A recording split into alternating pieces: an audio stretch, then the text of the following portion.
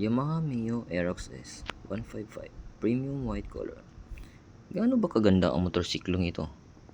Tara, samahan mo ko at ating aalamin.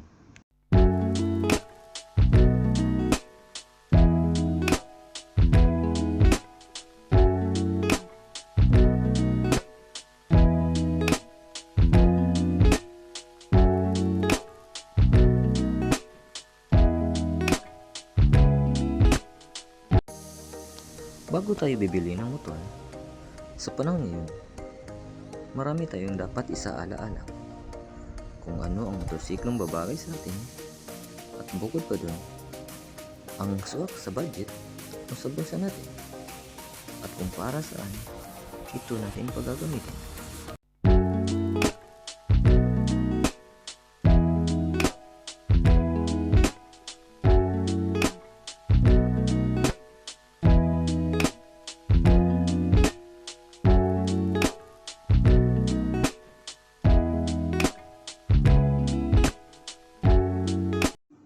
Ang masasabi ko lang po is very aggressive at isa sa mapormang scooter ang motorsiklong ito.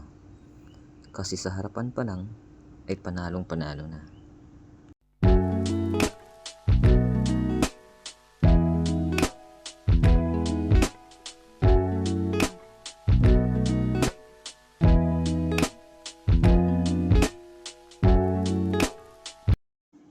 At sa kanya namang bandang gitna ay naka-matte black na rin, at sa itaas ang kanyang Yamaha logo. At sa kanya namang tagiliran, makikita natin ang Mio Aerox S. At sa itaas naman na may lining na light gray, dark gray at kulay pula. At sa ilalim naman may decal na Yamaha in dark gray color. At sa kanang bahagi naman, makikita natin ang kanyang palikpik in white color. At bukod pa dyan kapatid, sa bandang gitna naman ay may nakalagay na 155. At sa tabi naman, makikita natin na may decal na VVA o Variable Valve Actuation at ang kanyang Yamaha logo. Sa kanya namang front fender ay makikita natin na may decal na Yamaha in dark gray color. At sa kanya namang tagiliran ay may nakalagay na ABS. So meaning to say, equipped na po ito ng anti-lock braking system. At sa kanya namang bandang harapan, ito ay nasa single rotor disc brake, at ang kanya namang mugs ay naka-glossy black.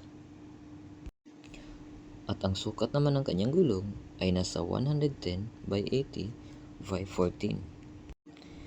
In my own observation, sa kanya namang mugs, kung tayo ay medyo may katamaran sa paglilinis o pagpupunas, ito ay madaling linisin kasi ito ay naka-glossy black na po mga kapatid.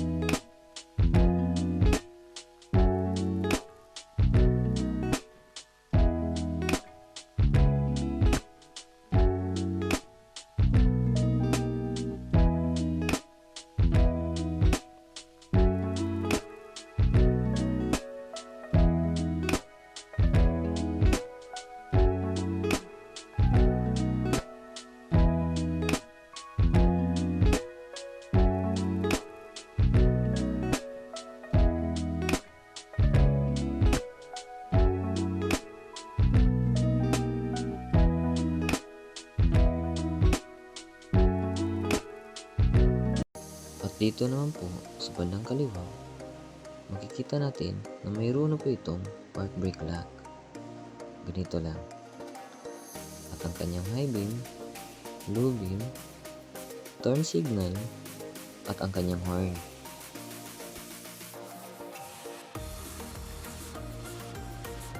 At sa kabila naman, andito ang kanyang auto start system. Ang kanyang hazard button at ang electric starter.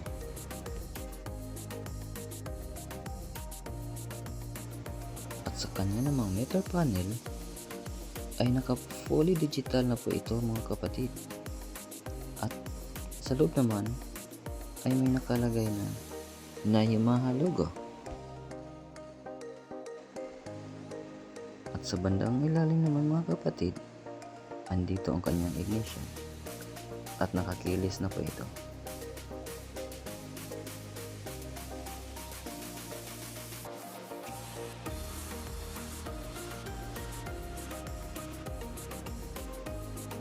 At sa gilid naman ang kanyang fuel button at ang seat opener.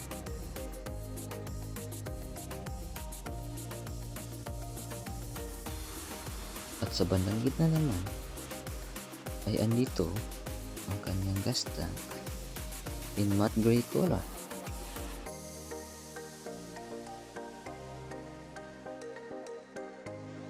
Sa kanya naman pong upuan mga kapatid ay masasabi kong ang sarap sa pakiramdam kapag ikaw ay napupo dito. Kasi bukod sa malaki, ito ay sobrang foamy. At isa sa nakadagdag atensyon ay ang kanyang hugis puso in white stitches.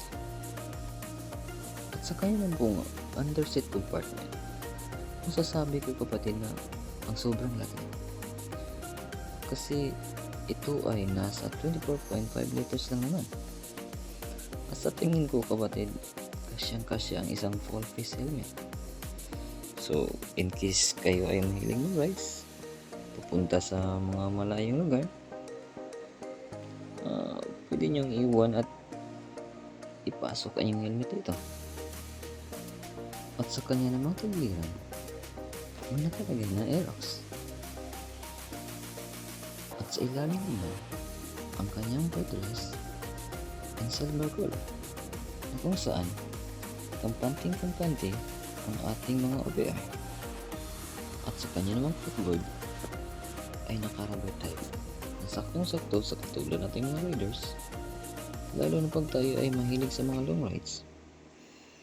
At sa kanya namang side stand ay equipped na po ito ng engine cut-off switch, na kung saan hindi po andar ang ating scooter kapag ito ay naka-engage.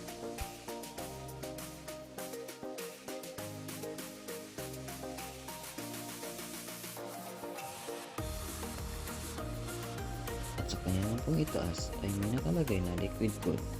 Ibig sabihin doon ay kayang-kaya pagdating sa mga long rides.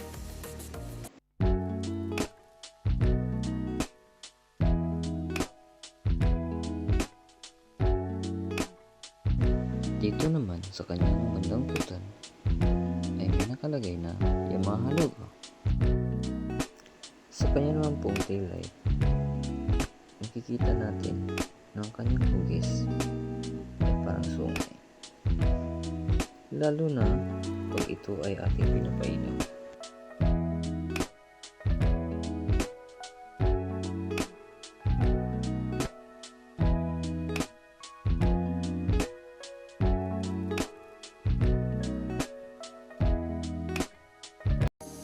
At dito naman po sa kanyang ilalim ang kanyang turn signal na naka-valve type.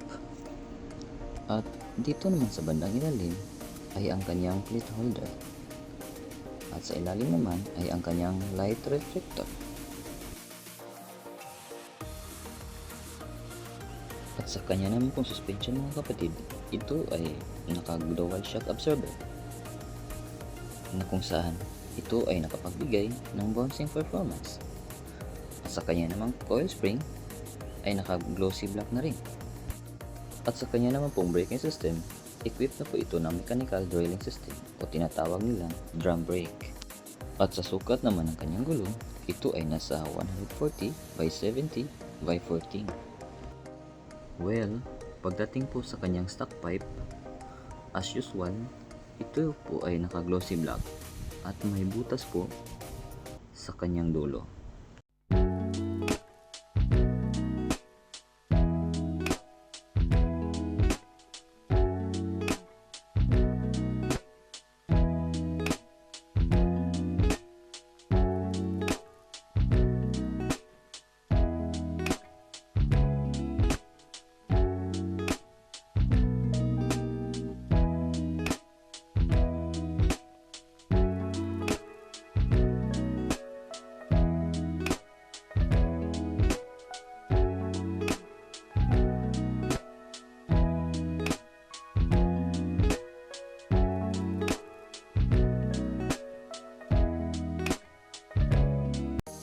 At sa akin naman pong obserbasyon, pag ganitong kulay, ito ay may kaakibat na sipag at saka when it comes to cleanliness. Kasi lalo na ngayon, kahit sabihin man natin okay lang mo guys kasi may sikat naman po ng araw, pero hindi natin maiwasan bigla lang mag-twist ang ating kalangitan. So sa miniminti nating kapugian ng ating motorsiklo, ito ay mabahira ng puti. So think first bago tayo bibili o pumili kung ano mang kulay ang motorsiklong ating ninanais na makamit.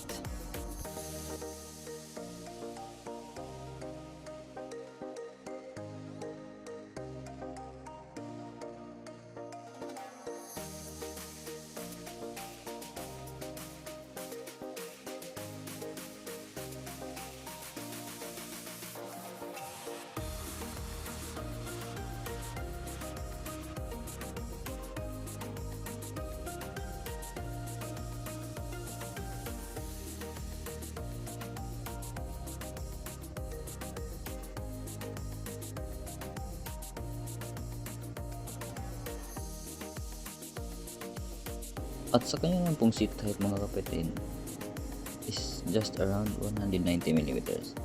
So tayo ay nasa 5'5". Para sa akin, ito ay kayang-kaya.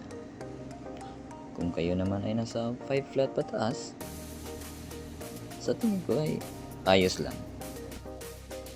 Sa kanya namang engine specification, 155 cubic centimeter engine displacement, single cylinder, single overhead cam, 4-stroke with 4 valve, and a max power of 11.3 kW, 8,000 RPM, and a max torque of 13.9 Nm at 6,500 RPM. At ang motor na ito ay may bigat na 124 kg. And lastly, sa mga nagtatanong, ito ay nabili namin sa M-Core Dumaguete branch sa halagang 147,000 pesos. Ano sa tingin niyo mga kapatid? Worth it ba ang halaga nito? Just comment down below. At lagi po natin tandaan, ride safe and God bless.